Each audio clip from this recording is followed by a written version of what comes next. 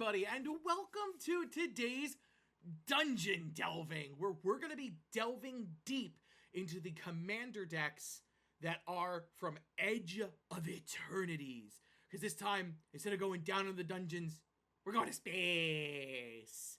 It just makes me think about the person from Portal 2 that's stuck there with Whitley at the end. Space! I was thinking of Tim Curry, but okay. That's fair too, actually. I've got some lovely guests. Or whatever. I have some lovely guests with me today.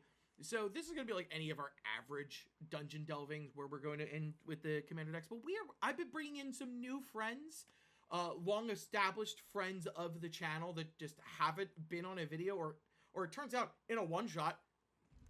Because I'm a dumbass. We've got the wonderful, the amazing, it's Emmara, goddess of Blunder. What's up? Go ahead and check yourself out. I am Emmara, goddess of Blunder. I make Magic the Gathering content on the internet and sometimes out in the real world. You may have seen me as a feature creator at Magic Cons, cosplaying my puppets, or even over being one of your Final Fantasy ambassadors. I am a big fan of Magic the Gathering. I've been playing for like 30 years, so yeah, I'm excited to talk about this new set. We're going to space. We've never been to space. Don't forget, Queen of Plane Chase. Oh yeah, I am the Queen of Plane Chase. You are the Queen of That's Plane right. Chase. That's the only reason you have Plane Chase. It's because of me. Enjoy. I'll take that. Makes sense to me. Absolutely. Joining us, as always, is my other two compatriots in this, because Geek's just a part of it at this point. It's Geek! Hi. I mean, I'm Geek. You all know me. So, good to see you again. And, as always, joined by my castmate and co-host, it's Merrick. What's up? Yeah, pretty much not going to reiterate. You basically know where to find me. If you see me, you see Scruffy, you'll probably see me. He follows me around like a lost puppy dog, and I love it. But anyway, don't do. Doesn't hear you. Don't start this. I get it. I just started getting into Space Wolves, and I just bought more models of them today. Allegations you'll never escape. I'll have to show you my space. Well, I've been doing hand painted emblems on them. We'll see how they. Yeah. We're definitely gonna have a Warhammer episode at some point for dungeon delving. Maybe not even playing, but just sitting down talking. If I get my army for sealed, I'll be able to engage in that.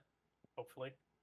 I will be joining back into the hobby after I think like 6 or 7 years of being out of it as Hawk Lord. It's been a bit. It's been a while. So much. I'll say this. I just say this every time because there's two people I blame for this that got me back into the hobby. Hermit. Don't get me wrong. They're good friends, and I appreciate that they helped rekindle the flame for Warhammer because I still love the game as a whole. But yeah, our friend Hermit Druid, and our friend Samir. Literally, if it wasn't for those two, I would still be out of Warhammer.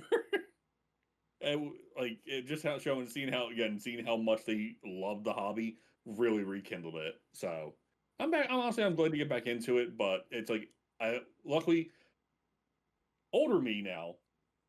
Aside from younger me, who would just buy whatever model unit he wanted. No, older me knows it's like, okay, let's not go nuts. Let's make sure we have, even though I say that, and I totaled up my Tyrannid army, just because of events I did with local game stores from where I'm at. I have almost 6,000 points worth of Tyrannids. Nice. And I'm like, I gotta stop buying Nids. Yeah, I don't know when to stop. Like, I didn't stop. I Hammer sets are commander decks to me. I'm just like, ooh, a new box set? Okay, cool. Sorry, it was the look down for me. I don't know when to stop. Yeah, I just don't know. Oh, do Space Wolves? Okay, cool. I don't have Space Wolves. Oh, Orcs? Okay, cool. And then they put out this new 1,000 Suns army box set. I'm like, damn it. I love the orc aesthetic. I picked up the Combat Patrol for 1,000 Suns and a box of the Terminators as well. That's gonna probably just be a small army. It's not gonna be a big one. Nice. Yeah, that's like my Emperor's Children I'm finishing up before I was like, okay, finish the Emperor's Children, then you can get your 1,000 funds. We'll have to talk about this Yeah. once again once WotC actually gives us an Orc Warhammer Hey, deck. yeah, Oh, give us. Hey, we're in space, WotC. We're getting closer to more 40k stuff. What up? I would love to see another release of the 40k decks. Like I know like people are not very happy with Universes Beyond. Like I will say at our and because Griffin vouchers at our one of our LGSs, I actually did get into a not an argument, but I guess a debate with one of the players there who was in the hobby way longer than I had been. Like, but I said to him like, understand that in one thing, yes, there are some issues with Universes Beyond. I mean, i.e. never expected Sonic the Hedgehog. Let's be honest. But I feel like there's positive and negative with Universes Beyond, where it's like it will be helpful for Magic moving forward. But is there potential it could be a problem as well?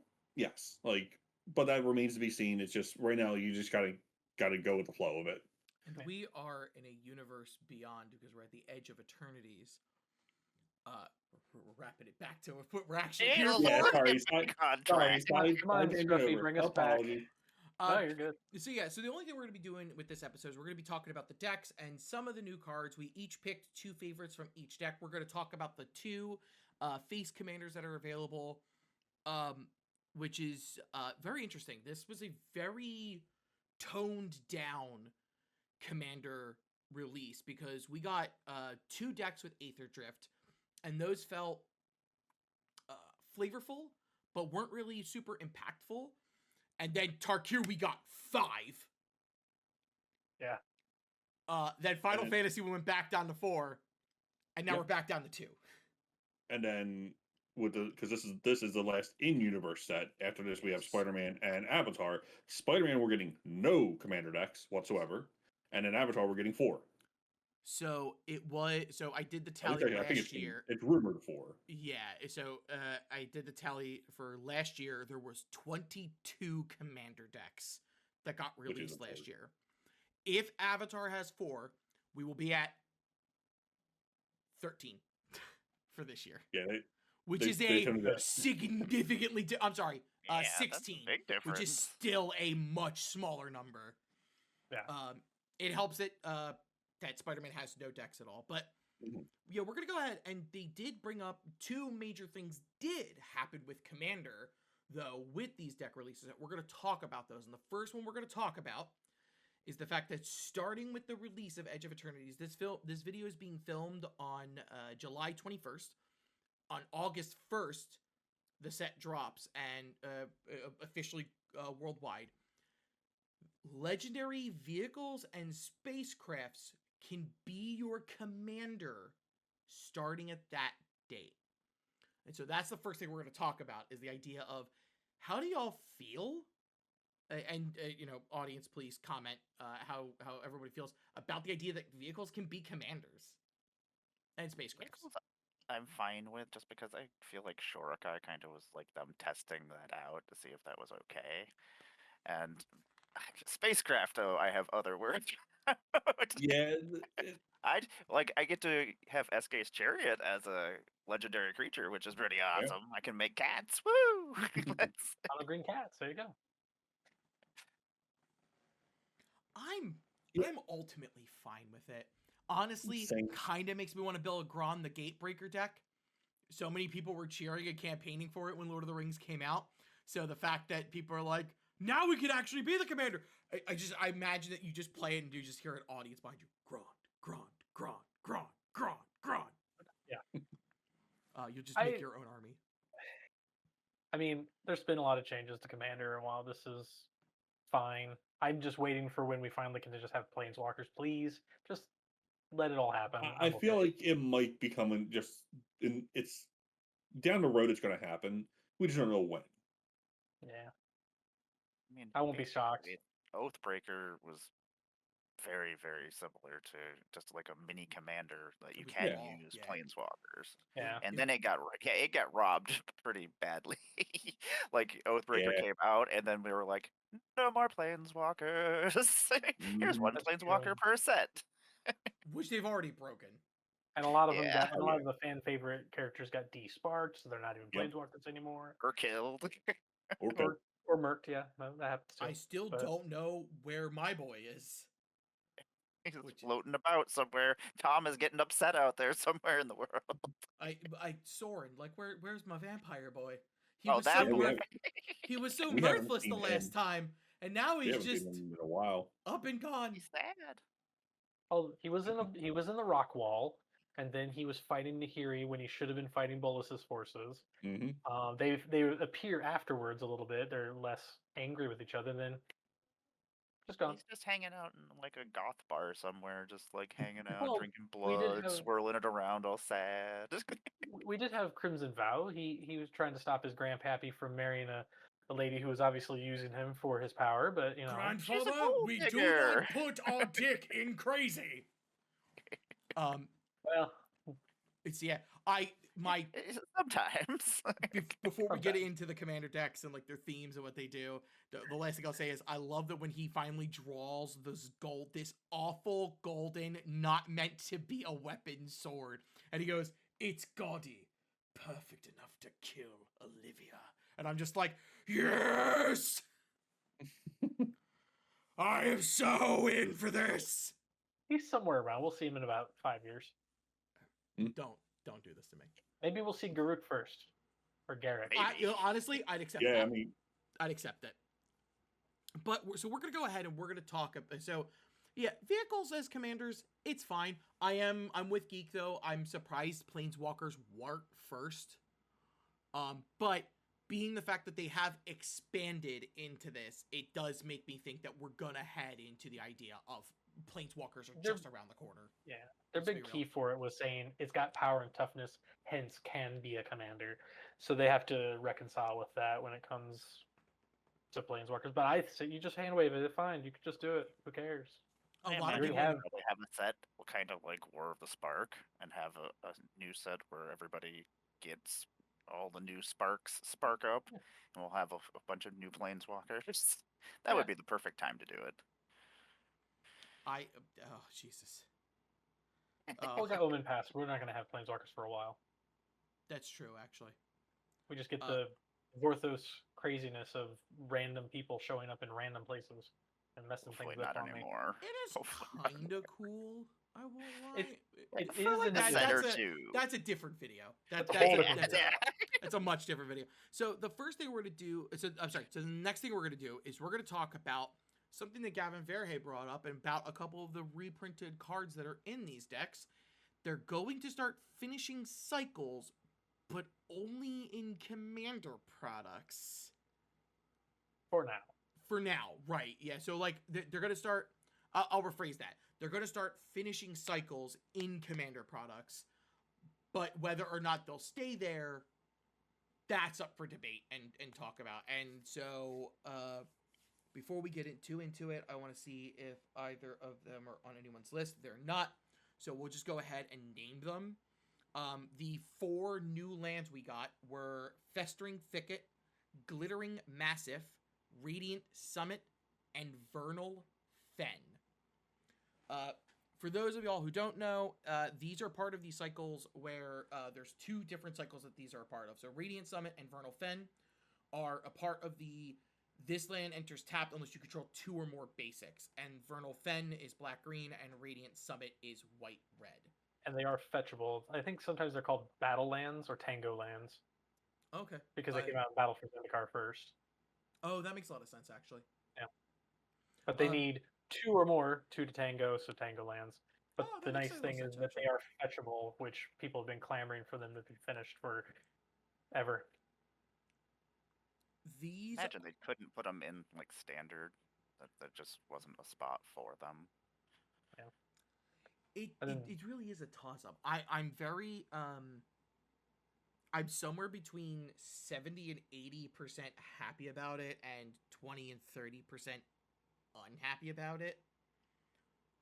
Because I'm very much of the point of these lands that are going to be useful in every single deck that contains those colors, they're going to be so stupid expensive when every other version of these lands are so fairly priced. When I start building decks with multiple commander colors in them, I usually look at those lands first because they are just generically good and useful. Until they're reprinted enough, they're just gonna be astronomically If they crazy reprint them priced. if they reprint them the same rate that they do the allied ones, it'll probably be fine. But until they start doing that, Until people They're start just- taking the decks apart, and unless Yeah. if there's not other cards worth money, the stores So- aren't going to take them apart. So then, I also hate it when cycles are not finished in a setting because now they're going to be all over the place. That's the So other I got reason two I'm kind from of unhappy about Edge, it. and then we'll have some from here and some from there. But there's also another cycle you were about to say. Yeah, well, before Ryan gives his opinion on it, because we haven't heard from him for it yet, the last thing I'll say is I have taken opinions about these from both our friend Sean here at the channel and Shannon, and I'll give their opinions about both of them at the end of it, and then an opinion I actually have because we're seeing these of something I think that's on coming up for the future. But Ryan, what do you think about these lands? I mean, yeah, like it's honestly it's a mixed feeling. Because like you said, like, it's good that the cycles are finally being completed as they should have been when they first were a thing. But then, like, if there's a low print quantity of these lands, yes, the issue you run into, like, with them being stupid expensive. I'm hopeful. I guess would be the right word. I'm hopeful that it's not going to be that case. Like, they're gonna be readily available and to be able to obtain them. It just in Commander decks is rough. Like, you want to complete a cycle, it really should be in the standard set. So, like, I think Emmara, you said it, if they probably just didn't have a spot for it in the set. Basically, like, so if you don't, honestly, then my stance on that, if like you don't have a spot for it in this set, push it to the next set. But yeah, I mean, it's a 50-50 feel for it, honestly. Again, happy that the cycle is being completed. Little myth that it's in the Commander product, but I feel like I will say is I don't think Edge of Eternity Commander products are going to be hard to come by. Not to say the product's going to do bad, but I think there's going to be enough product at least for this one. Like, I think a lot of people are starting to turn their attention to, unfortunately, and again, this is not to say Edge of Eternities is a bad set. They're focusing on universes beyond where they're seeing Spider-Man and seeing Avatar, and they're waiting to see like what happens with that. Yeah, we'll definitely So- have the videos other for those. thing with And a lot of people spent a lot of money on Final Fantasy. So how many people? Guilty. How much money's left over for Edge right now? None. Not much. I've seen a few people say like, I spent too much. I spent way too Here. much on for Final Fantasy. I spent way too much because I completed the 40 card set. You two know what I was going through with that. Oh my god, it was. I Not bought fun. 4 commander decks I don't need, and they're still just sitting up there. I mean, best-selling set ever. The only bad thing about these lands too is that like commander products, like decks, are not things that you're gonna buy multiple copies of unless you're like No. really invested and you want to keep one together and then you're gonna take one apart. Yeah, it's like So you're not gonna end up with extras. So until these start getting reprinted at a higher quantity, and if we're only getting 2 decks, and then we're only getting 4 decks, and then we're only getting 5, and then we're getting 5 Mhm. decks, so that it keeps fluctuating. yeah, it's We're not just gonna- like Yeah, it's That's assuming we get the color combinations that allow us to get these enemy colors. that's also that is true. Like for How like about for a me, 4th Mardu deck? yeah. Like for With me, these, sorry, go ahead. I would say for me myself, the two lands I really need from this is actually luckily the commander deck I'm going to buy, which is the Glittering Massive and a Radiant Summit, because since I run Jeskai a lot, red white is I'm definitely in need of like these types of lands, especially because the cycling land I can slot that right into Gavi, so just another addition for her, and then Radiant's it's just good if you get the 2 more basics. It's just Yeah, can be good mana affecting. the other 2 lands in here, the Glittering Massive and the Festering Thicket, they are lands. They have their land types. So Glittering Massive, which is a Mountains Plains, it taps for red or white. And the Festering Thicket, which is Swamp Forest, so it taps for black or green. They both enter into battlefield tapped. There's nothing you can do to make the commander come in untapped, but they both have cycling too. If I had to say... right? So if I had to say my preference, I'm so much more for the cycling lands. If a land comes into play tapped, always, there has to be some benefit to it. You do not realize how useful a cycling land is until the first time you cycle it away and draw the exact card you need. And then you're just like, the cycling lands are the best lands ever. Not only that, Right, it like- fills your graveyard, it gives you Mhm. card I'd rather get you draw. all for non-combat damage to draw more cards. Those Wait, aren't that's me talking as a Niv Mizzet player. But yeah, Ryan's right. So, like, for example, the only one that was currently in play, I believe, was Prairie Stream, I think is the white-blue one that has cycling. I don't actually think that's correct. I can't remember what the white-blue one is. Irrigating farmland or something. Irrigated like that. farmland, that is Oh, it. Yeah, yeah. Prairie Stream's actually the Radiant Summit Farmland. Vernal Fen one, yeah. I am glad we're seeing the ends of this cycle. So yeah, for both of these coming out, that means the ones we're waiting on for the other half of the cycles are the blue-green ones, the blue-red ones, and the white-black ones, actually. Yeah. Cool. So My we'll- favorite color we'll combination probably- thrown in the dirt. We'll No, probably my see favorite them. We'll probably start seeing them in sets probably next year, depending. Like obviously, like, I'm 'cause- kind of hoping. So, yeah. So now that we've talked about those, the real quick thing about them is Sean's opinion is he's glad that cycles are. He's very much the same opinion as the rest of us. Glad that they're being finished. Kind of bummed that they're only going to be in commander decks. They will also be available in collector boosters because any card that's in a commander deck, you can pull in a commander booster that's a new card. right. So those are pullable there, but that feels even worse. Because collector boosters, definitely those need to be more popular. Yeah. And then Shan's view on it is the very same way. She's actually just even more inclined that since they're willing to finish a cycle, even if it's just in a commander deck, it means that they are looking at our feedback and being like, they really want us to finish these cycles. Let's go ahead and finish them. Because, like, for example, I would love to see what the rest of the whole Breacher cycle does. That you flash it in, and if your opponent does the thing, you do it instead. Granted, I think that there's some reworks that could be done with it, but, like, I want to see what the white one does. I want to see what the red one does. I want to see what the green one does. Just because I'm curious. Yeah, there's still cycles I want to see before I die. I've been playing for 30 years. Come on! Start filling these cycles. Yeah, we don't need another freaking Lotus. Like Yeah. the canopy lands. Yes! I haven't finished them. We only need 4. I mean, we've been back to Zendikar a couple of times. Yeah. But yeah, I'm glad we're at least seeing them. I have a theory that we will actually see the rest of these in Avatar. That's gonna bug the crap out of me because not only are they It'll gonna be be Universes Beyond, they are Either also that or changing the they'll- frame with Spider-Man. Yes, in Spider-Man, we will all cards moving forward will just be in normal Magic frames. It does allow it though for some people to not be as upset with Universes Beyond because like it looks just like a Magic card. What are you upset about? I would rather it be delineated. I would as well. I actually, and Geek and I had a differing opinion on this one. I prefer the Universes Beyond frame, the metallic looking frame. I love it. I think it's great. But, yeah, we'll see what happens. I believe these are coming out and that we are going to see these reprinted because I am actually going to make a guess that I don't want to say 2026, but I'm thinking the very near future, we are going to get Commander Legends 3. Probably. I am also willing to put money on that it is going to be a Universes Beyond product, though.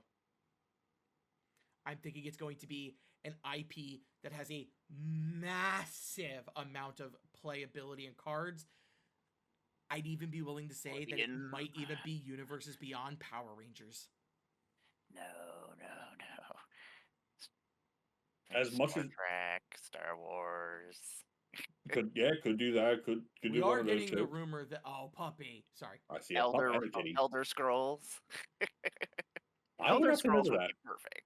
Elder Scrolls fits Magic it a would little fit bit. perfect. It really does. Like that would be a perfect world to The go. other That thing I'd love to Give see me- is like another D&D set too for another I'm Commander always down Legends. for another D&D set. They could do another fits Baldur's perfectly. Gate set if they wanted to. Yeah. I Oh, feel yeah. like there's enough stuff. Actually, like- my argument would be, let's go backwards. Because basically, there is a timeline for the D&D, so this will be the last thing before we actually start diving into the decks. We've gone off on so many tangents. Yeah. is that the Baldur's Gate and Adventures in the Forgotten Realms set have told the stories of Tomb of Annihilation to now. And the thing is, one of the biggest modules that's ever been known, Curse of Strahd, is the one before Tomb of Annihilation. So I'd actually like to see a set. Granted, I'm not the biggest fan of Strahd. I think he's an overplayed villain. But it would be nice to see that and go backwards and see all the past stuff that's happened. Because, like, give us the Gem Dragons. That'd be cool. Some like Amethyst Dragon and Sapphire Dragon stuff in D&D already. Oh, Or that's in true. Magic. Oh, yeah, They we were did get an Amethyst adventure Dragon. ones.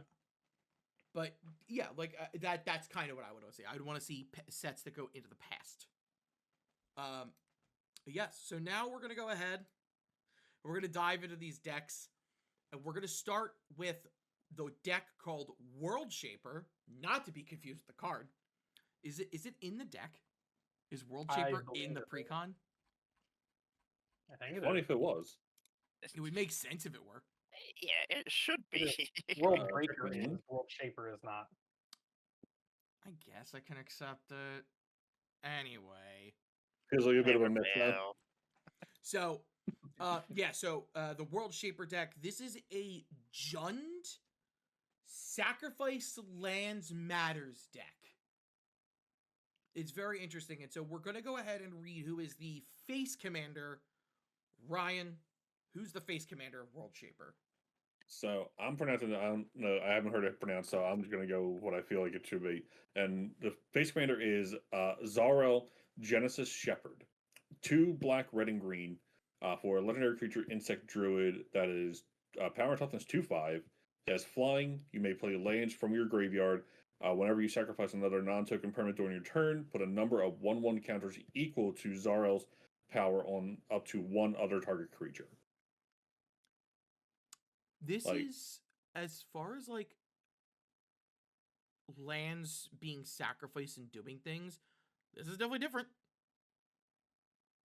This one also doesn't necessarily need it to be lands. It's That just is also a true. non-token permanent. That is true. So it's more Jund than Yeah, just Windgrace. You could Right. do insects, you could do druids. You don't even have to deal with lands. But if you want your lands back, Druid. that's cool. There you Steve, go. Actually, I like that Jundy Druid. if it's idea. not in the precon, Steve is the first upgrade for this deck. I mean, they usually put Steve in decks. Can confirm. Oh, Steve is not in the deck. It put Steve is Sakura Tribuilder, who you sack to go get a land. I'm surprised he's not Perfect in for there. this deck. I don't know if I know. Zurin Orb's in the precon. That's another one of like, it's a definite. You should upgrade that to immediately because he lets you play lands from the bin. So, yeah, Yeah, it's not in the Zernor. deck. I don't think they've reprinted that in a long time. I can't remember the The last. last one was Was it MH3? yeah, Okay, because one it of was the in MHs. it was in Yeah, the it has a special background oh, that's watermark. right. Okay, so yeah, Zarel's cool. We've seen a ton of like Sacrifice Matters commanders. Geek is right. This does not say it has to be lands, but with you being able to play lands from the bin, it is heavily implied.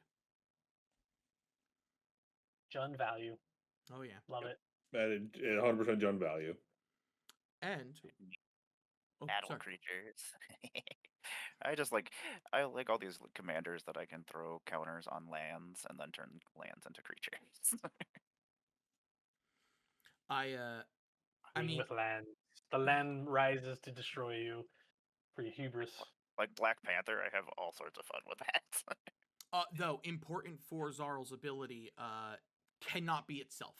It has to be another creature. Gross. Oh, Well, yeah, it's like a kind of a lot like a Halana and Elena, where that's actually how you make this thing better. Where you put Halana and Elena in the deck, so that you could sack a land, put a counter on Halana Elena, who will then, 2 counters on Halana Elena, and then Halana Elena go, oh, hey, here's 4 counters for you. And then they just start piggybacking back and forth till you die at the sight of them. Yeah. There's this, that freaking elf druid in Final Fantasy set that has monstrous. He lets you, at the beginning of combat, he puts counters on a creature, +1/+1 counters on target creature equal to its power. So I was using Forgotten Ancient, bouncing all the counters from Forgotten Ancient onto it, and then bouncing all the counters back onto Forgotten Ancient during combat, and then just bouncing them back and forth, so it was double Lego me time.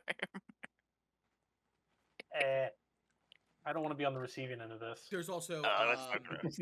Seymour's Butler that Geek had a favorite card of for that one. And that one proliferates the number of times creatures have entered the battlefield. That could get absolutely nutty with this kind of effect. Oh, yeah. But enough about that. Let's talk about the backup commander, which, speaking of, this goes into that new rule that we've been talking about. Geek. Yeah. Who's the backup? It is a spacecraft. It is Hearthhole the World Seed, Wund and Jund, for a legendary artifact spacecraft with the new mechanic Station. Station is tap another creature you control, put charge counters equal to its power on this spacecraft. The station you can only station as a sorcery, and it's an artifact creature at whatever arbitrary number it's supposed to be. In this case, it's 8+. At 2+. Hearthhole gets an ability of 1 mana and tap, sacrifice a land, draw 2 cards. You may play an additional land this turn. So this is definitely more in the let's get rid of our lands thing. And then at 8+ station, it's a 6/7 creature with flying, vigilance, and haste, and says whenever you sacrifice a land, each opponent loses 2 life. This thing is funny. It's hilarious. I will say, I like it better than Windgrace. yeah, Windgrace holds a very special place in my heart. This is Space Grace. Yeah. Though I will say that while at 2 counters, that ability is instant speed. You can just pay the 1, tap, sack a land, and draw 2 cards at instant speed. It is very heavily saying that it wants to do it on your turn because you get the ability to play the extra land.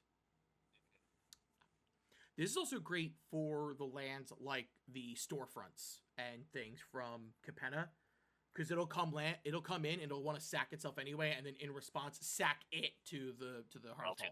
cards. Oh, that's nice. And then just recast it.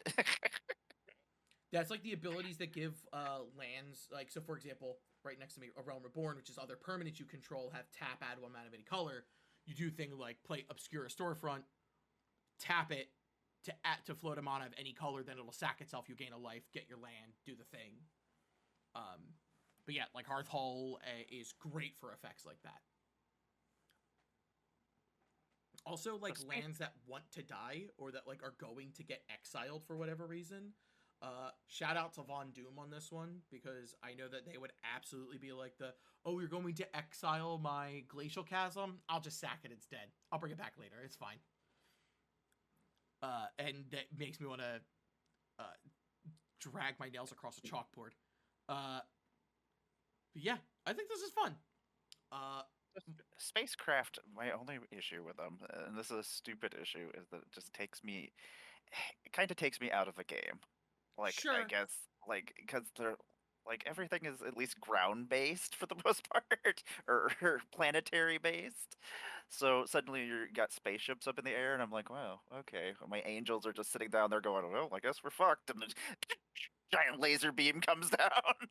Like, we can't even do anything about this. Now you're making me like these more. Lasering angels? You monster. Yeah. I will say, Yes, I do.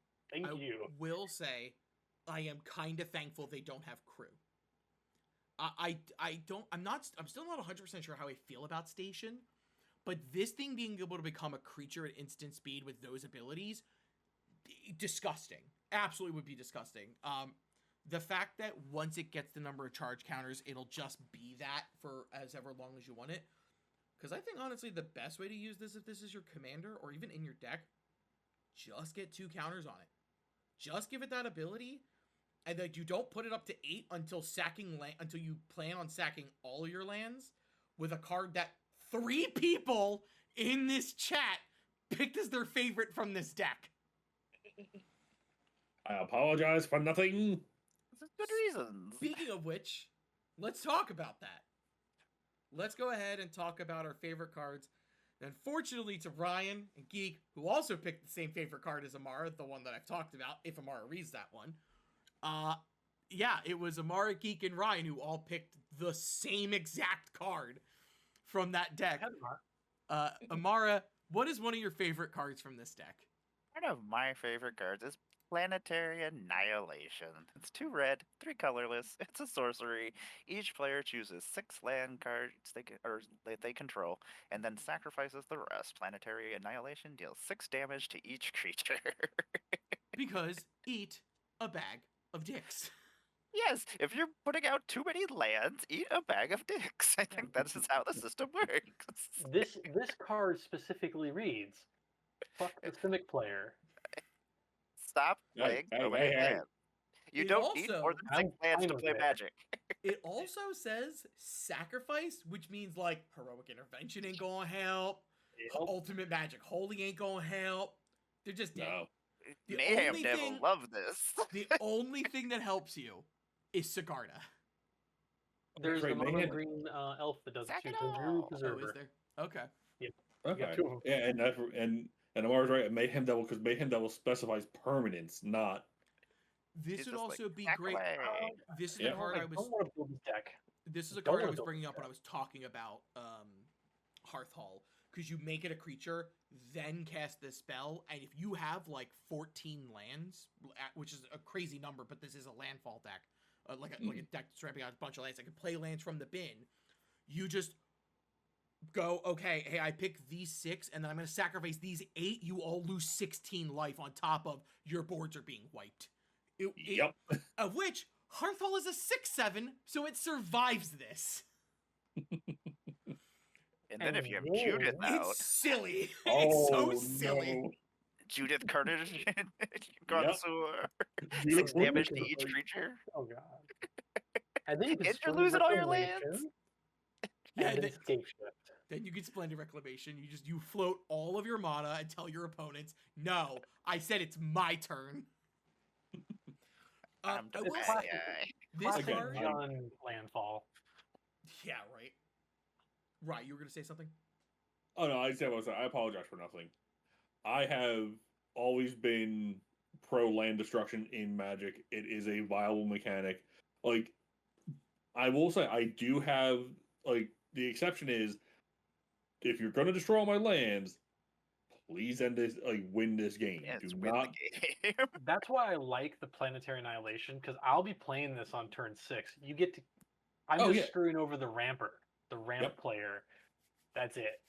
Yeah, And wiping like, all the little guys down, so I don't have to deal with that. So yeah. It's not like we're Vandal blasting the artifact player. We're just slowing down hey, that land player. we don't need to talk about That me today. actually Geek, hurts my soul. sometimes Could you people stop? need to be Vandal blasted. I No, I don't don't. Mycosynth Lattice and then Vandal Blast. I don't do that anymore. Yeah, I learned my lesson after it happened to me, and then I realized how. But other that- people no, I- felt. Like, this hurts. I don't like this. I did it to somebody else. No, what happened was the quick tangent is I played Mycosynth Lattice in my artifacts deck, and then Jarvis hit a Vandal Blast off the top with Lelia, the Blade Reforged, and I was just like, you have no reason to not just overload that. He's like, but, and I went, let's be real, you have no reason to not overload it. And everybody else at the table was just like, I mean, he's right. I was just like, I'm so sorry, everybody. I am taking this out immediately. And I did. I immediately replace it with Mycosynth Lattice. Because that only affects me, and I feel much better about that. You mean encroaching Mycosynth? Yes, thank you. So we're going to go ahead, and because that was 3 of yours favorite card, I guess I'll go next. Yes. Was that okay? You didn't share Feel any left of them out, on don't this you? Maybe. We'll go ahead, and I'm going to talk about a card that I like, which is Evendo Brush Razor. It's 2 and a red for a 2/2 Insect Warrior. Whenever you sacrifice a non-token permanent, exile the top card of your library. During your turn, as long as you've sacrificed a non-token permanent this turn, you may play cards exiled with this creature. It has tap, sacrifice a land, add red, red. I like this. I think that this is solid. This can see play in multiple different decks that contain red, but I love how much this deck actually cares about being in mono red. Adding red, red is actually, for sacking a land, is actually hilarious, because you go, oh, hey, you want to watch this mountain become 3 mountains? You can, it's that one mono red commander from Final Fantasy, the Zell Zelditched. Yeah, there you go. That guy. He bounces, but like still, like he lets you play an additional land each turn, and he bounces the land back to the hand at the end step. But like still, like yes, like very much like the hey, you want to see me do more mana than the red player, than the landfall player? No, too bad. Not only that, you're sacking it, you're getting to exile a card from it. So land that you're sacking, you're getting 2 mana to maybe cast that card off the top of your library. This card was really close to being one of my 2 because I love Impulse. I love exiling. I love Impulse Draw. It's one of my favorite things that they've done. So yeah, no, it's great. It's a great card. Really glad this says non-token. That was such an important word to be on this list. Geek, I know you're sad about it, but you have to understand that had to be on there. They had to start doing that because us Magic players can't be trusted. Just because I'm a treasure player only. Just because I'm a treasure player does not mean I could not be trusted with this. Yes. No, yes, Prosper, Faldorn, they can't be trusted with this. And? Corvold. That was Geek, everybody. Yeah, I just think this is a fun card. I definitely want a couple copies of this. I think that there's like my Emmara deck wants this. Honestly, hilariously enough, my Kethic Artifacts deck may want to swap in a card for this, because I sacrifice permanents in that deck with no problem. I bring them back, but still. Basically, any red deck that has like a sacrifice like theme or even sub theme likes this card. I think the other. Sorry, go ahead. You're good. The card does everything on its own. Yeah, it's decent. Yeah. It's just like, hey, look, I did. Why isn't it legendary? I tap this, and then I do this, and then I do this, and then I do this. Imagine if this was a legendary creature. I'd be happy. Geek would play this thing in a heartbeat. Oh yeah. Yeah. Alrighty. Now that that's done, let's go back to the top. And Emmara, why don't you talk about your second favorite card from World Shaper? Is it my robot? I don't know, but that's the counterintelligence. I don't even know what my favorite cards are. No, you picked the big 10-10. Oh yeah, I forgot about that guy. That was close to being my second. Baloth Prime. Dun, dun, dun, dun. Let me bring it up here. I wish this was legendary. It makes me sad that it's not. Okay, so anyway, Baloth Prime. It is a green and 3 colorless. It's a beast, and this creature enters tapped with 6 stun counters on it. Whenever you sacrifice a land, create a tapped 4/4 green beast creature token and untap this creature. And then you can pay 4 colorless, sacrifice a land, you gain 2 life. And it's a 10/10. It is the king of the Baloths. We could have finally got a Baloth legendary.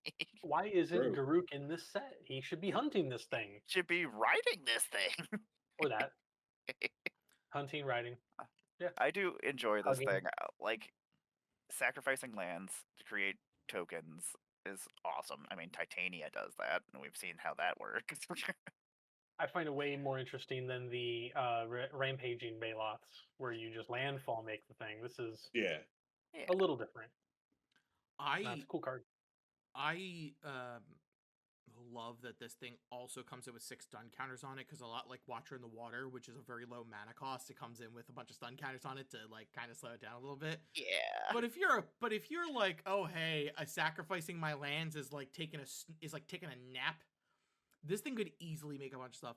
hilariously enough, as I mentioned, that like Hearth Hall definitely has the idea that it wants to do its thing definitely on your turn. You're incentivized to do it during your turn. This one's just like, no, sack your lands on other people's turns. Yeah. Hey, I'm gonna use a The big terrain one- generator and cheat in this obscure storefront. It's the only one I remember the name of. That's why I keep saying that. Riveteer's Outlook. I'll cheat in this Riveteer's Outlook and whee! I know terrain generators Yep. only basic lands, but still. You get my point. And this is Oh, another one. I wasn't gonna correct you until later. I mean, that's also another funny one of those enough, Discipline in creatures. private. Exactly. Another one of those creatures that does all of its own kind of things too, because you can pay 4 colorless. You're sacking Yep. the land, you're getting the 2 life, and then you're getting a creature out of it. So, Yeah. and another fun thing to do is with Yuna, if it dies with those 6 stun counters on it, those stun counters become +1/+1 counters. Oh yeah. And you can just throw wherever you want, and then you get a 10/10 Bailoff anyway. SG loves this. She wants creatures with power 6 or greater for low mana. This is absolutely up her alley of like, oh hey, 4 mana to do disgusting things. Absolutely. Yeah, have Go it for it. fight stuff for 4. Like, I'd like to do fight rigging. Fight rigging. This is a massacre. yeah. Hello, here's my Bela. Ah, it's tapped. It can't do anything. I tap fight rigging. Ah, I've spoke too soon. Oh no, repercussions. It's like, oh, so you thought. Yeah, there's a lot of fun things you can Hey, do with this yeah, card. like- repercussion. Yeah, this card could. Oh, Warstorm Surge. Mm-hmm. Hey, here's a 4 mana. Eat 10. Boom. I also love that that there is realistically something in space that could challenge the Dragon. The Dragon's just like, I am the meanest thing in space. Belloth Prime, bring it, bitch, when I'm done my nap. Her dragon just Thank flies God over the you top of battle them. This them is just- true. This is true. Yeah, I think this is a fine and fun card. Granted, it comes out on Agreed. turn 4. It won't technically be active until turn 6. Especially I mean, because unless you the other deck has got to Think the blood. proliferate. Well, I think the problem Yeah, is which- in the matchup between these two decks, the red, white, blue deck's theme is proliferate. We'll get more into it when we start talking about it. screw Which means this. they're going to be able to proliferate the stun counters to keep this thing down even longer. This thing's basically an enchantment in the matchup between these yeah, two it's just decks. hanging out. That's true. Somebody yeah. help me! The robot tells me no. But yeah, I think that's great. Geek, let's go with your second card. Let's keep going with the green train. Normally, all right. So we got Horizon Explorer, 2 and a green for a 2/4 Insect Scout. Lands you control enter untapped, and whenever you attack a player, create a lander token. And a lander token, it's like a clue, it's like a treasure, but it's an artifact token with 2 generic. Tap it, sacrifice the token, search your library for a basic, put it in tapped, then shuffle. It's rampant growth on the token. It's a New Wayfarer's mechanic. Bauble. It's legitimately a Wayfarer's Bauble. And then if you attack all 3 of your opponents, you get 3 lander tokens, which is great for a deck that wants more lands out. Mm-hmm. And Or I love go for it. it because it's another artifact token like a treasure. I can throw this in Gimbal. I'm putting it in Chatterfang because 3 lander course tokens you and are. 3 squirrels is funnier. Oh yeah. Of course you are. I attack you! Here comes the squirrels! Also these landers, would- but the squirrels! I will say, I hate the name lander token. It is a It needs to be stupid something name. else. Like Yeah. last night, I was so confused when Light was like, "I'm gonna tap my lander token." I was like, "It's just called a land, Light. It's just called a land. Calm down." I'm like, Yeah, she oh, was making you're all those playing lander a tokens, and lander I'm just token. like, Okay. Yeah, like, I'm trying to think. So like Called a bobble. A Wayfarer that token. Wayfarer token, maybe a surveyor. Scout token. Survey token, yeah, something like that. Scouter. A map. I do like that this creature is basically spelunking, which I absolutely love. Oh, Like, yeah. That is actually true. I love my land coming out. Yeah, normally, I'm not a huge Makes my lands captains player. cool. Yeah, I'm normally not And- a huge lands player, but this token thing does it for me. Sorry, go ahead. And being able to bring back like deserts and have them come in as dual lands that deal damage is great. That you can throw into your graveyard, recast them because this deck has a lot of ways to reoccur things. Yep. So like, I mean, I would definitely put like a Crucible of Worlds in this deck. Like that would be one of my first upgrades. Just to make Conduit it of a Worlds bigger- is in the deck, which is a really, really Yeah. nice Oh, is reprint to see. Yes, Thankfully. Conduit being reprinted is Um, good. I will say I have like 3 decks that need this card. I've got Merry and Pippin, who care about artifacts coming into play. I've got Aragorn, who's an attacking deck, and I've got Chatty, because that's just funny. And I'm so glad they reprinted Aftermath Analyst. I just noticed that. yeah. That was another one that needed to be reprinted. Like I don't have very many. I have like 1 copy, and I need like 4 or 5 more copies. That brings us into that was Geek. Ryan. Well, I'm keeping the green trend going. So my other favorite is Exploration Brood Ship. One of the other spacecrafts that are featured in the deck is single green for an artifact spacecraft with station. At 3+ stations, you may play an additional land on each of your turns. And then if you get it to 8+, it becomes a 4/4 with flying. And then once during each of your turns, you may cast a permanent spell from your graveyard by sacrificing a land in addition to paying its costs. Hot damn. Pretty good. It's good. Like honestly, like this is another argument where you could also you could just get it to the 3 station counters and it just giving you an additional land on each of your turn is still just good. Exploration. Yep. Oh yeah. I'm surprised it's not like 2 mana instead, just so that you could have one first turn play to start powering it. Mhm. Because otherwise, you're putting it down on the first turn, and like I'll destroy that. Oh yeah. Like, I'm not gonna It'll- let you have that out. Like it's basically almost like a soul ring. Mhm. Like once it starts going. I think not. I think it's kind of hard to judge how, like, judging whether or not this card is good. It's gonna take a while for it to get going, especially at 1 mana. Because if you play this on turn 1, I'm not really worried about it until you have, like, 6 counters on it. For most of the space stations, its first lair is more than enough for the thing to be playable. And while, yes, the same thing does apply to this, I honestly think that 8+, where once per turn you're casting a permanent spell by just sacking a land.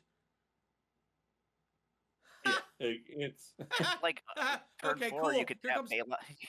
Yeah, right? Oh, here comes The Planetary Baloth could just Annihilation round automatic- 2. The one thing is like that Baloth could just power these stations just automatically, basically. Oh, yeah. Like, oh yeah. If he's untapped. It Turn just roars 4. at it, and the spacecraft's like, oh shit, Yeah. get away. That is true. It's if he's untapped. Although and those lands counters untapped. are easy to get rid of in some way. True. Oh yeah. You know it's easy to get rid of it? Removal. And I guess that brings it back to me, huh? Yup. Indeed. Alrighty. My second card for this deck is Eumidian Wastewaker. I believe I'm pronouncing that correctly. It's 2 black for a 4/4 insect cleric. Whenever this creature attacks you and defending player, each discard a card or sacrifice a permanent.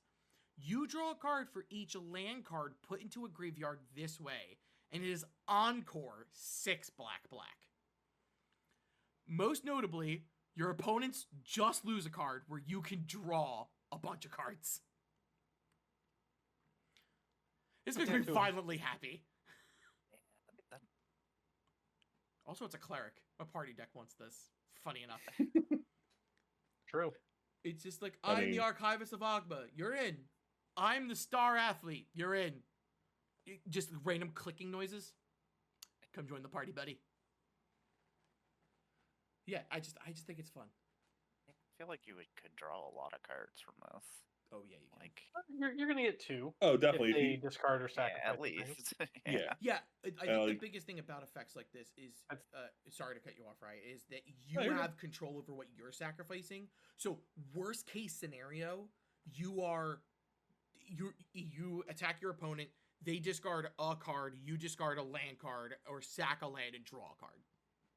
Yeah. It's the worst case scenario with this. Yeah, honestly.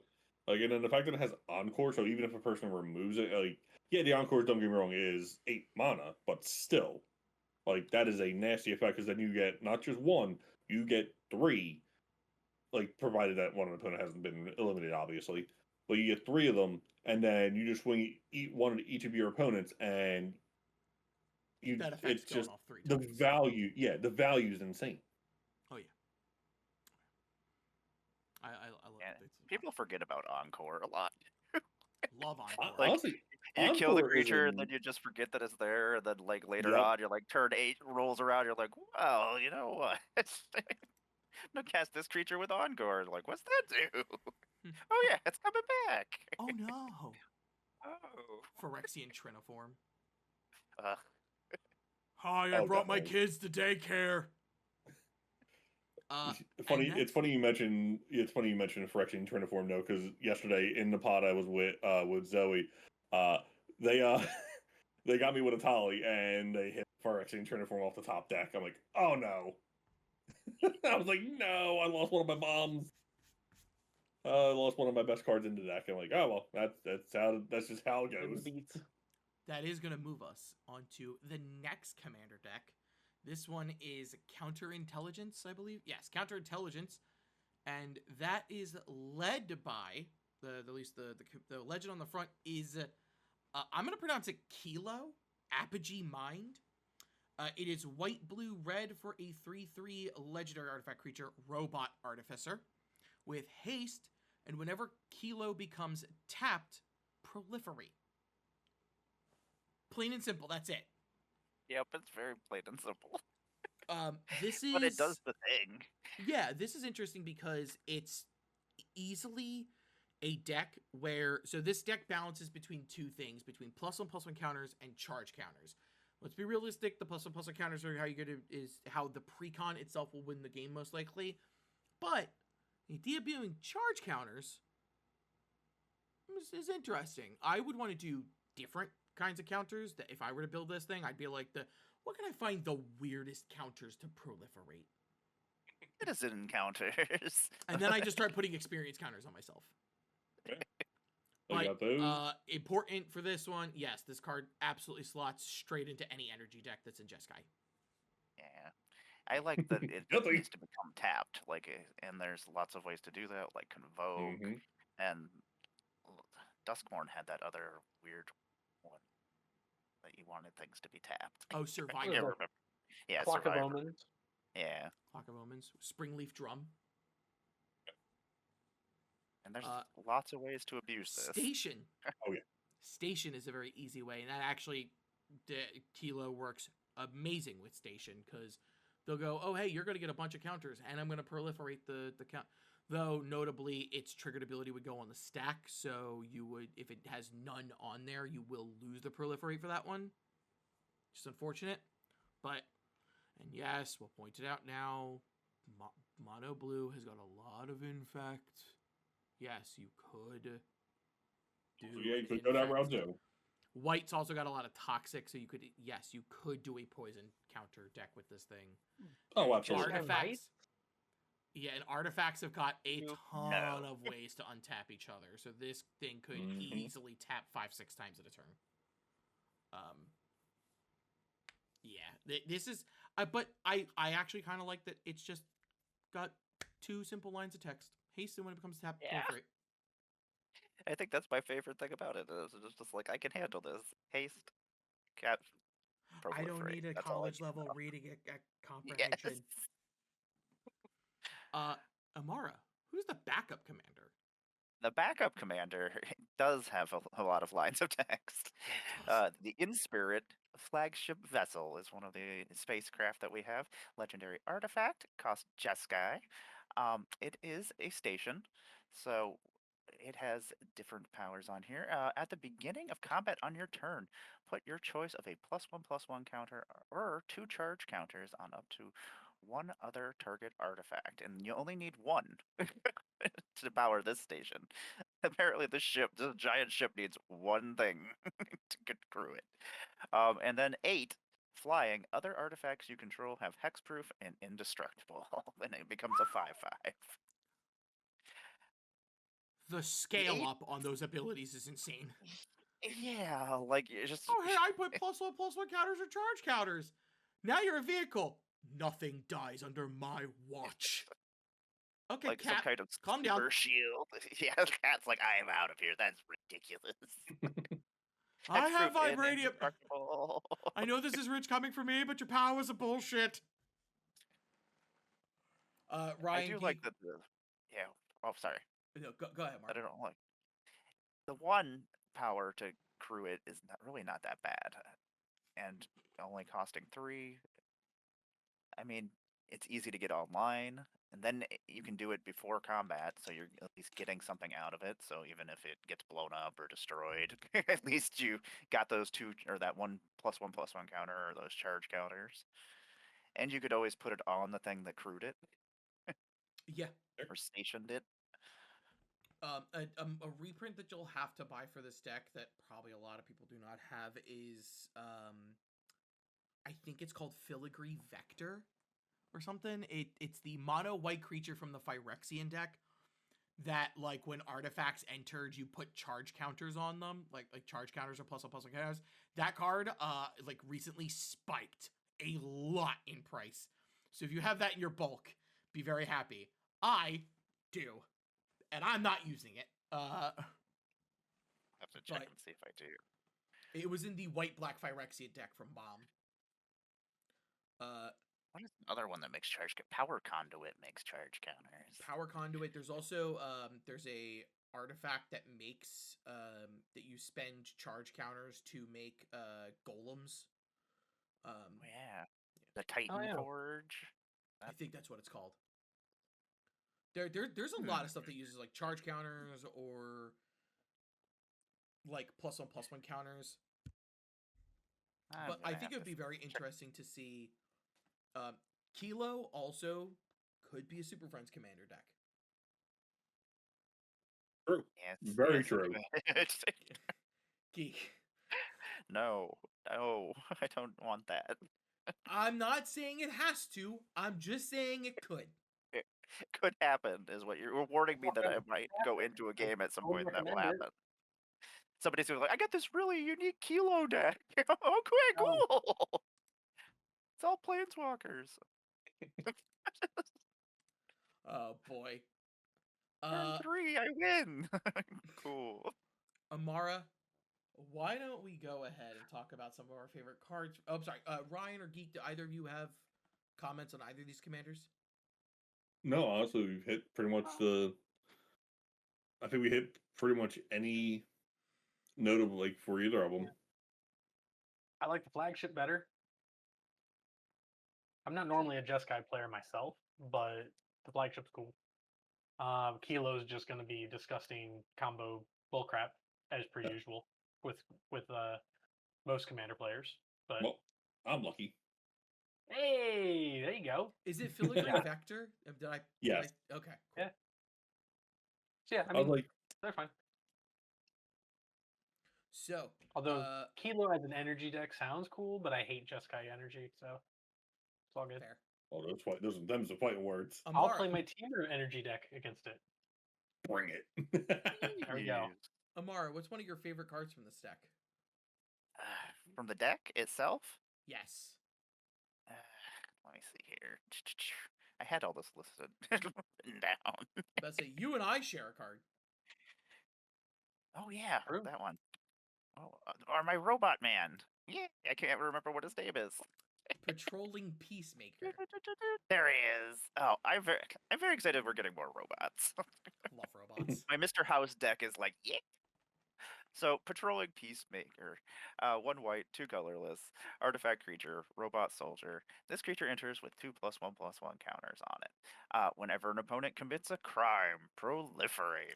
Oh, It's a hey! 0/0, so it's going to come in with 2+1/+1 counters, and then every time somebody, not only is he making himself beefier, but like you can proliferate everything, which is great. And like your opponents are going to commit crimes. It doesn't have to be against you, which is the best thing.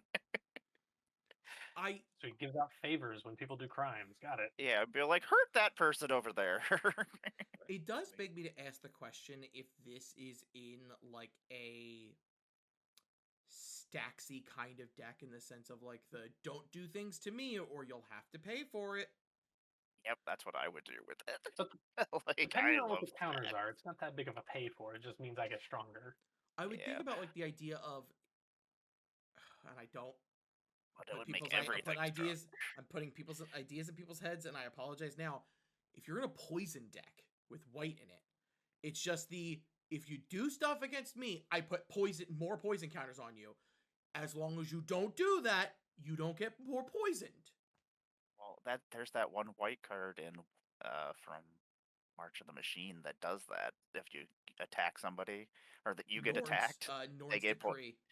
Yeah, so that is definitely a way to be like, hey, guess what? If you attack me, you're gonna get a poison counter, and we're gonna proliferate. Do you really want to do that? This makes me want to play that Malcator, the blue-white Phyrexian, and then Oh, I can have Tekethal in the deck. Oh, yeah. And just get more proliferated. Whenever an opponent commits a crime, proliferate twice. Yeah, I feel like there's just all sorts of fun things, or just make it so. I mean, how many times do your opponents play something that like hits everybody and is committing crimes everywhere? Like, I want to put this in my Brina deck, was something I brought up before the pre-show, which is I incentivize my opponents to hurt each other anyway. So this is just like a, don't worry, guys, I'm just going to be building over here. Building what? Your device. What? Nothing? pay no Who said mind that? to my This is laboratory why I'm building over here. It was my own personal rule to go after the Gerbug player. I'm a politics deck. I hand out gifts equally and fairly, provided I don't get hurt. In all fairness, I can't control Brina's actual ability. Whoever does that thing, they're just getting that. I can't stop that. Where the other effects I'm playing, it's just like, no, we can talk. We can talk. What's going on? An interesting effect too in white, because like it's not something white normally cares about.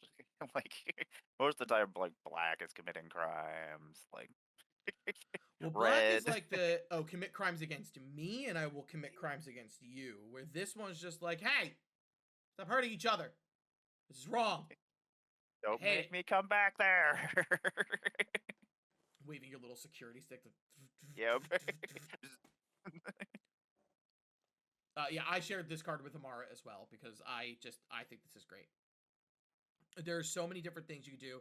Again, not to harp on it, this could be in a poison deck. It could be in a Super Friends deck. It could be in a not just +1/+1 counters deck. Kindred deck, like yeah. robot soldiers have so many things. Actually, there is just in Final Fantasy there was soldier military program which made soldiers and could put +1/+1 counters on soldiers. Yes. So we could target this thing on top of the idea that it could just proliferate the +1/+1 counters elsewhere. I do think that this would probably fit best in a +1/+1 counter deck.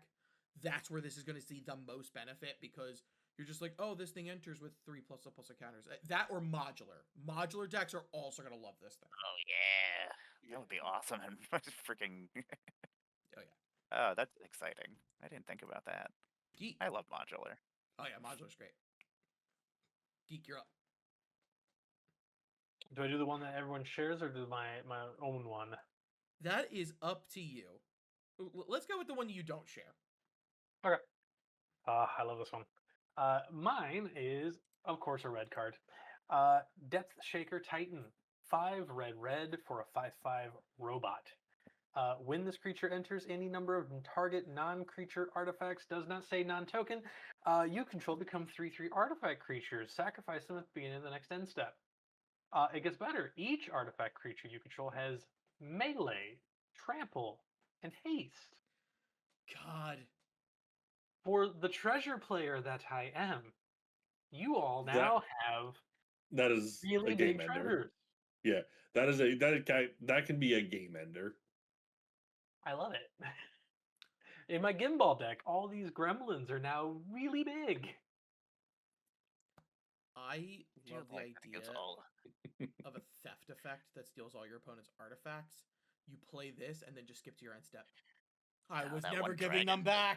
Ah, oh, Hellkite Tyrant. Yeah, just steal them. Hellkite Tyrant. I don't need 20 artifacts. The 19 will do. I do like the second part of it. Each artifact creature you control has. Yeah, that's hilariously awful. I'm thinking about this in Vihan. Vihan's just like, oh, here's some assassins, and now they have vigilance. Now they have trample, haste, and melee. Getting beaten up by a bunch of treasures. I'm fine with this. I can't wait to get my shit. No, this did one's by fun. lander tokens. What happened to you? I got beat by a map. Freaking Mishra, every single time get a 5/5 that has Yep. melee, trample, and haste. Yeah. Oh my god. Right? Cool. I wasn't violently sick until just this second. Such a good card. Ryan, What's up? your card. You want me to? Okay, yeah, because I know we do share one, so I'll read the opposite. The one we don't share. I think I'm the only one that actually picked this. I'm gonna I am. read the one we all share because I haven't gotten to read a card for this deck yet. Besides So Commander. one of my favorites is Shocker, another spacecraft. I'm really intrigued with these things. So mine is the mono blue one. It's Uthros Research Craft. 2 and a blue for an artifact spacecraft with station. And at 3+, it gets whenever you cast an artifact spell, draw a card and put a charge counter on this spacecraft. Really good off the bat already. 12+.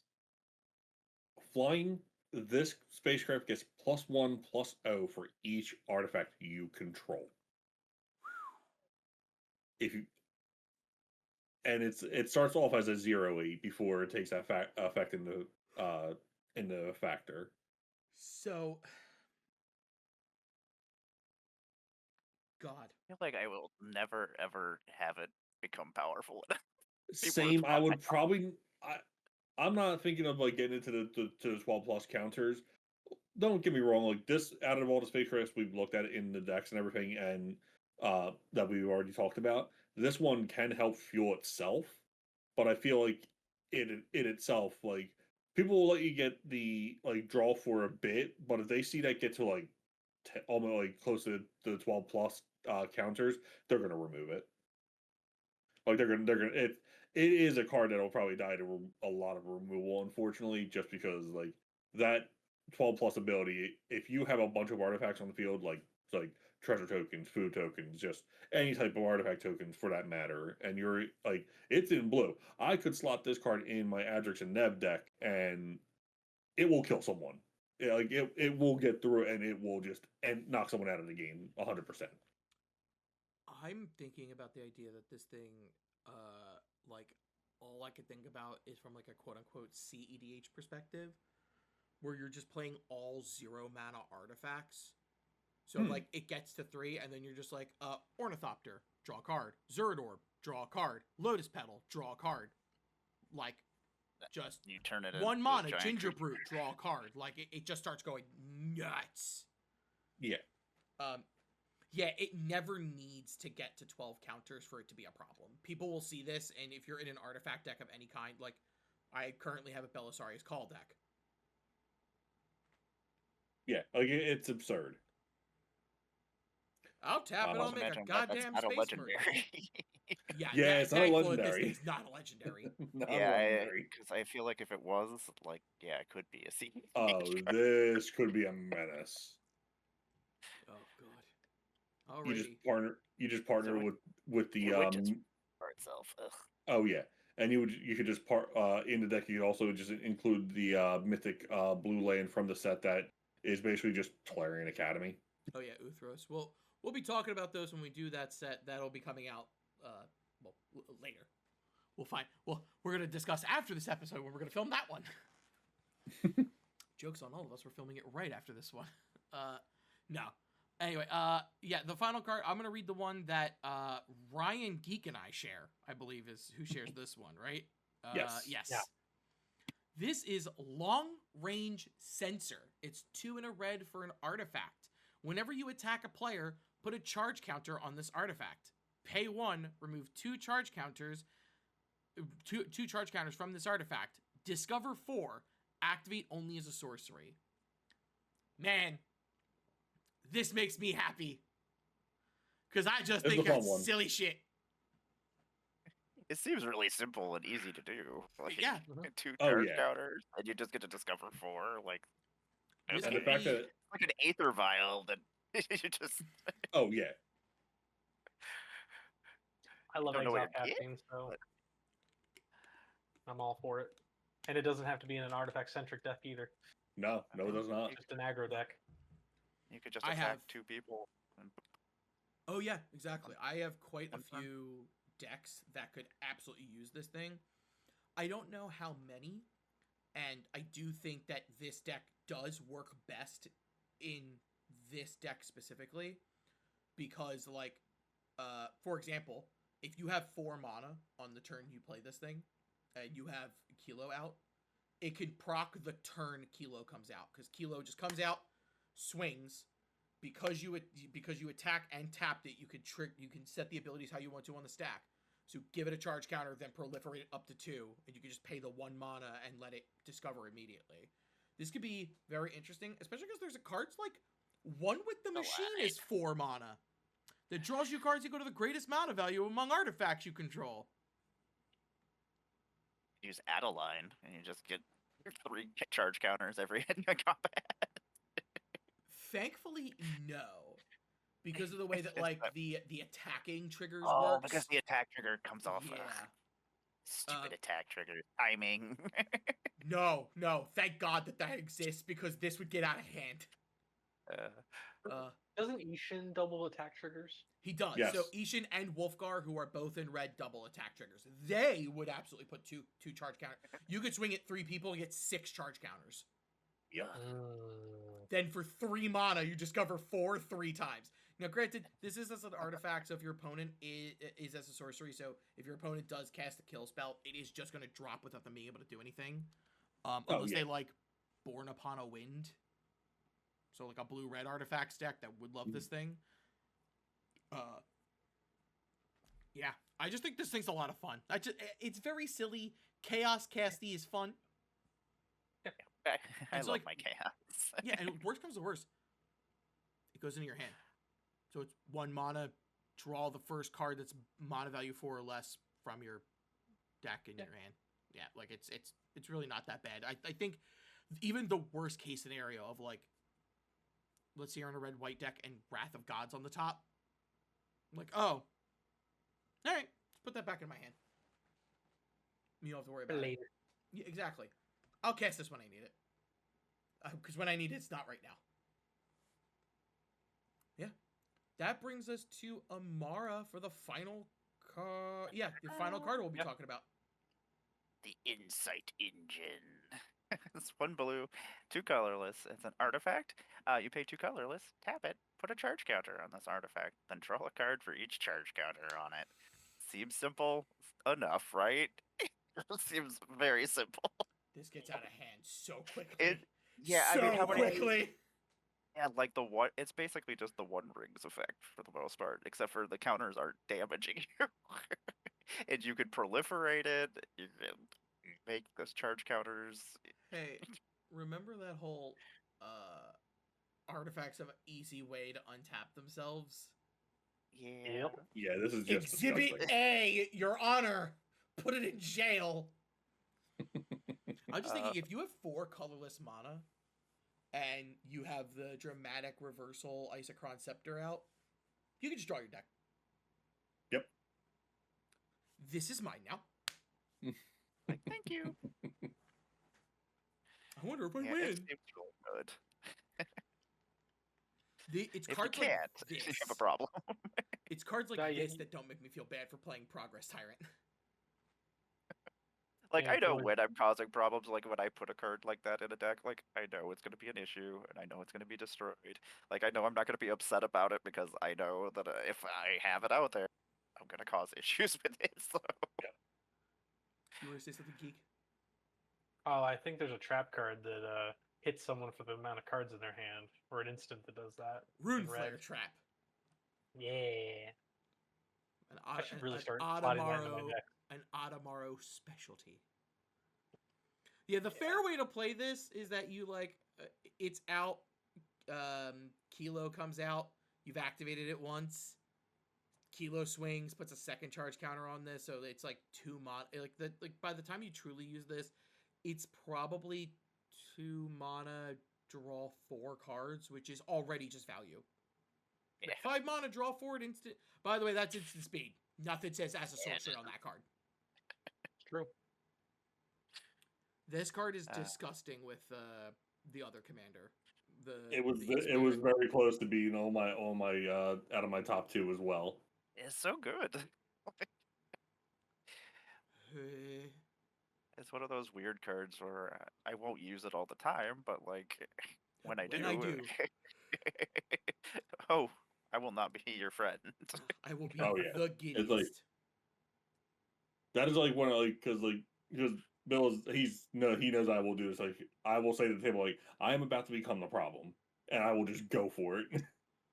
And Just gotta lean into it. yeah, we Geek, Ryan, and I can keep these four commanders in mind, as because we will be getting you have the possibility of getting an Edge of Eternities play booster at Commander Sealed. Your fun card could very well be one of these four. True. That from the deck. So Geek, Ryan, and I have a lot to think about when we talk about the commanders for this year of Commander Sealed. Expect that video to be filmed sometime mid-August and out by the end of August, beginning of Commander Sealed. Because we don't have too many cards to talk about, being the fact that 2 of the sets we've already done. Yeah, about to say so we can just link that original video. Yeah. Let me. I believe I just checked it not too long ago. Let me just double check the Commander Sealed While website real Ryan's quick. checking that, I just want to say thank you, Emmara, so much for joining us. It was great having you here. I had a lot of fun bringing you in. I'm glad I did.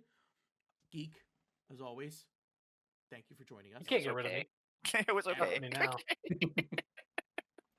You were here. Right. Oh, okay. So yeah, so confirmed. As of right now, the list has still not changed.